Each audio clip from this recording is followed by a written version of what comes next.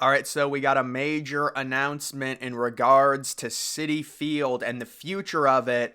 Now, earlier in the summer, we were wondering, would they possibly add a retractable roof to Citi Field? It is ultra rare. Normally, it never happens. There was the idea maybe it would be around $800 million. Well, apparently, that is not happening, and they're going with this potential $8 billion, 50-acre investment around Citi Field. This is the new trend in MLB we're seeing all over the place with teams clamoring for these ballpark districts, and you can see the overall design. We're going to kind of go through everything. First, you can see what Citi Field currently looks like, just a barren parking lot. This type of design is completely being eliminated throughout all of baseball. But let's actually get into this design starting. I guess when I first saw this, I was like, oh my goodness, based off of Citi Field's footprint, you can kind of see that area like where E is right before the highway. They could have seriously added a retractable roof. Now the roof might have overhanged, against the stadium a little bit, but you could squeeze a retractable roof in there. They're not doing it. Instead, they're putting in solar panels on top of structured parking. So I'm guessing that is a giant parking garage with solar panels on top of it.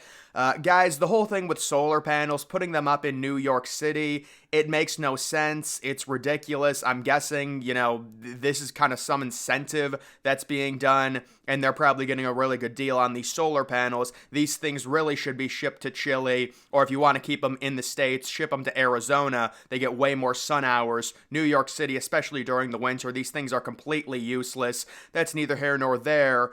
You can see the letter O. There are some bike paths going around. The letter H is a nice little tailgating park for you to, I don't know, I guess go to before the game. And then you can see that entire area, that fully developed area. What's number A? Oh, a 20-acre public park right next to the stadium. I love that. I love the idea of putting in nice landscaping right next to a stadium. So the idea of a park, my idea would be to put up a dense forest right next to a stadium. I know that sounds kind of ridiculous, but I just think it would be a really cool aesthetic. But yeah, a public park is certainly pretty sweet. So that's going right down.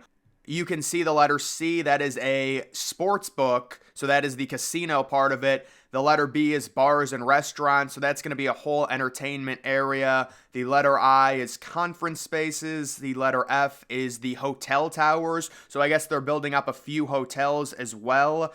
The letter G is a gaming facility. What is that, like esports? Maybe it is esports, I don't know.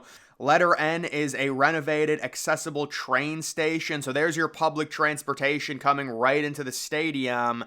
And of course, the Citi Field development is also going to include the new MLS stadium that is going up by 2027 as well. But you can see the overall design. You've got a park right next to it. You've got hotels. You've got the whole idea, possibly a casino, an entire ballpark district, also a live music venue, public plaza, community athletic fields. Oh, where are those? Those are way down there at L. And then they also apparently have even more solar panels located to the south of the stadium, at least in this image below. That would be letter E. That is just the development for the New York Mets. A little bit more detailed here. An investment of $8 billion, nearly 15,000 permanent and construction jobs, 20 acres of new park space, and 5 acres of community athletic fields and playground, climate-ready infrastructure, including solar, green roofs. See, the green roofs are not going to do it for me. You can do the solar panels. The green roofs are not a good look. New connections to the waterfront park surrounding area, visionary entertainment complex with a Hard Rock Hotel, live music venue and gaming, Queens Food Hall, accessible and renovated mass transit station. And then you also do have improved and modernized road networks with bike paths and parking infrastructures. There are several challenges in the Metropolitan Park development. That's the name of this, by the way, the Metropolitan Park, including state approval of a Citi Field casino. The state has been slowly deliberating the locations of potential casinos, and the licensing process seems to have slowed down considerably. 3 casinos are expected to be approved in the southern portion of New York State. but there's a lot of competition for what's essentially a license to print money, as developers in Manhattan and Brooklyn, as well as racetracks, have expressed interest. So that could be an issue in terms of this development. But even before that happens, the Mets and Steve Cohen will need to approve legislation allowing the reclassification of parkland surrounding the ballpark for commercial use, a change opposed by a key lawmaker. So those would be the challenges in this around $8 billion development. There is no time frame for when this would be completed right now. This was just kind of floated out there yesterday, but we're noticing the overall trend of the spaces around ballparks being developed with nice landscaping, with bars, with casinos, with gathering places, with restaurants. It's all happening now, and I think the next one we're going to hear about is American Family Field. Now, American Family Field needs interior renovations, but it has a massive parking lot that is way too big, and I think that's probably one of, if not the next major stadiums to get some type of ballpark district. They've actually floated the idea with Milwaukee as some type of beer district. I also think when you look at the Truman Sports Complex, when the Kansas City Royals leave and go downtown or north downtown, whatever ballpark they end up choosing on, in 2027 or 2028, I am expecting a huge redevelopment of Arrowhead Stadium to include an NFL football district right next to it. They're going to build it all up because right now they're going to have so much extra land in the Truman Sports Complex. Once the MLB stadium is gone, you've got a bunch of extra parking spaces that you don't need.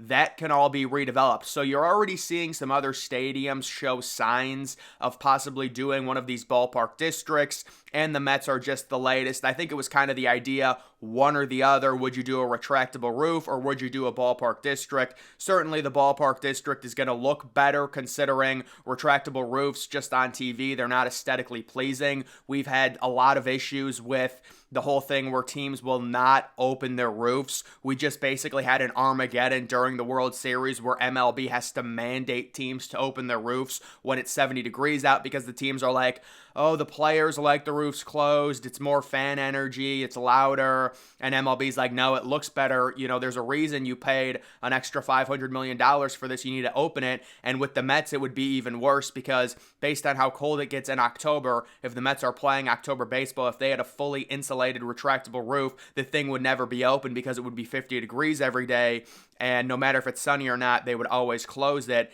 And one of the things I love about October baseball, unfortunately we didn't get a lot of it this year because the Mets weren't in the playoffs, the Yankees weren't, the Red Sox weren't. Just when you talk about those teams that are really far onto the Northeast, you get that really short sunset, and I just like that feel during a playoff baseball game. So when it comes to the Metropolitan Park, this is a new development that, it's got some hurdles. Certainly, this is not something that is for sure happening, but it does seem like the Mets are going in a redevelop around Citi Field type approach when it comes to their renovation instead of spending around $1 billion on some type of retractable roof, which honestly they could, but I think that would really subtract from the ballpark. This is going to enhance the exterior of the park. The interior of the park is, of course, going to remain pretty much the same. I do think the Mets have a few dead spots because they move some of the fences in, but there's really nothing you can do about that. When you move fences in, because you can't change the height of the seats, it's really impossible to custom fit the seats perfectly if you're going to do that. And the Mets opened with Citi Field just being a ridiculously big ballpark. Obviously, they would have to move the fences in a little bit. In left field, they did that, little bar area or whatever, the party deck. That's a nice touch, but they also moved them in right center, and that's where the dead zones are. But either way, this is the latest development, $8 billion. I guess the most interesting thing to me is the City Park being located right next to it. I just think that's a cool design of leaving an MLB stadium and you are immediately greeted with a park rather than some type of main road that's really crowded, rather than some type of massive parking lot. I just think that's a cool aesthetic and a cool idea, and I would imagine that all of the parking, they're going to say, people, if you're coming to the game, we would really recommend you take the mass transit, the subway. They've got all that infrastructure built up in New York City, but they also are going to have the parking garages, which will enable them to stack parking on top of each other, possibly a massive parking garage located below those solar panels above number E right there. But either way, guys, that is going to do it for this video. Make sure you're following me on X. Link to that's always in the description.